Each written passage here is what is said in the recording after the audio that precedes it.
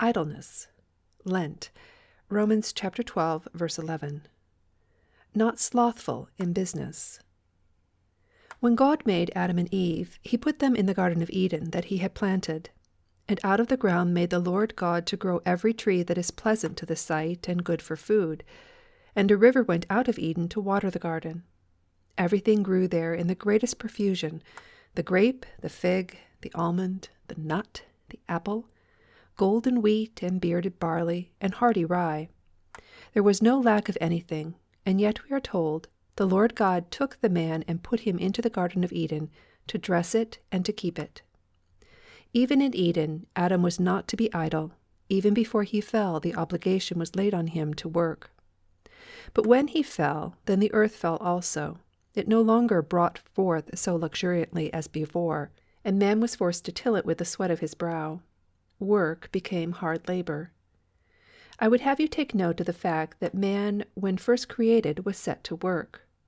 When he fell, he had to work harder, but it was not then that the obligation to work was imposed upon him. And on every child of Adam the same duty is laid, to work. No man, no woman, no child, without going against God's ordinance, can escape the obligation to work. God would have no idlers, no, not even in Eden. No, not in the noblest and stateliest mansions. To work is incumbent on all. To work is hardship to some. It is a duty and a blessing to all. Yes, it is a blessing. Every duty fulfilled brings a blessing with it. Every duty avoided brings a curse. The rich man is bound by God's law to work as much as the poor man. The rich man who idles his time away is as discreditable a member of society as the vagabond beggar. Christ came on earth to be our example. Did he idle? From his childhood till his death he was ever at work. He worked in the poor shop of Joseph at Nazareth, sawing, planing. He worked during the 3 years of his ministry without giving up. Even in the grave his soul did not rest, but went and preached to the spirits in prison. Now, there are various ways of working. Some work with their hands, others with their brains. One works in the field, one in the library, one in Parliament, one at the counter, one at the desk. One handles the gun, one the oar, one the trowel, one the spade, one the pick. There are different callings as there are different administrations, but idleness is no calling, and no man is sent into this world without vocation. The story is told of one of the saints, who in early life was obliged to live, in the court of the king of the Franks, an idle life of lounging about amidst hawks and hounds, of feasting and dancing and jesting, and that when he one day saw a poor laborer enter the court, he took and kissed his horny hands, because the blessing of heaven was on them, working hard for the daily bread, and so fulfilling the law of God. But the scientific man, working in the study, and the literary man with his pen, and the politician with his tongue, and the musician with his fingers on the keys, and the painter with his brush, aye, and the draper with his yard measure, and the seamstress with her needle, and servant with her broom, are all fulfilling God's will as much as the laborer at the plough. Of old, in France, every man, the king not excepted, was obliged to learn a trade. The law did not allow any man to be without a craft. It supposed every man to be a working member of society, a unit, not a cipher in the Commonwealth.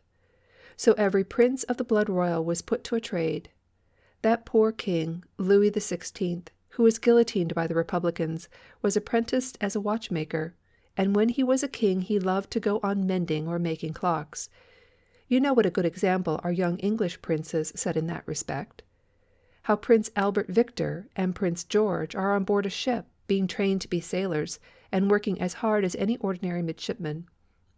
Now, although I bid you remember that to work is the law of God from which no one is exempt, yet God does not expect us to be always at work, without rest and recreation. Indeed, he has appointed one day in the week for this object, first indeed to be sanctified to the worship of him, and then for relaxation. When the apostles of our blessed Lord had been very hard at work for some time, he said to them, Come ye yourselves apart into a desert place, and rest awhile, for there were many coming and going, and they had no leisure so much as to eat. But the object of rest is to enable man to go back to his work with fresh zest and renewed vigor. Doing nothing is a relaxation, not a profession. My children, now in the time of youth you form the habits for life. If you now grow up in idleness, you will idle through life, and saunter out of it without having fulfilled the vocation set you when you entered into it. If you grow up diligent, methodical, loving work, then when you are men or women, you will prove yourselves useful members of society. You will hate idleness, and your busy hands or brains will be employed through life, turning the talents entrusted to you to good account. It is whilst you are children that the direction is given to your lives. I have been on the high tableland, where rises the river Danube, and also a great many other rivers that flow into the Rhine. The land there is one great marsh, very flat and of very slight elevation. The foot or a stone will turn a tiny rill and make it alter its course, so that it runs into the Rhine instead of into the Danube, or the other way. At one place it is said that the snowflakes and raindrops that fall on one side of the roof of a house go to feed the Rhine, and those that fall on the other side of a roof tree run off to the Danube. The drops on one slope are carried away far to the north and west, and are rolled into the German Ocean, while those on the other slope glide away and sweep down further and further, south and east, and are swallowed up at last in the Black Sea. Your childish days fall on some such a tableland, and two tendencies are before you, quite opposite. Your days may flow evenly and regularly through the well-cultivated banks of usefulness and orderliness, or may pass through the desolate and marshy flats of idleness and prodigality to the Black Sea of oblivion. It is now that the direction is given to the current of your life. It is now, whilst you are children, that you determine how your days shall flow. It is now that the future is in your hands, and you can fix what it shall be. Do you know why it is that you are made to practice while so young at the piano?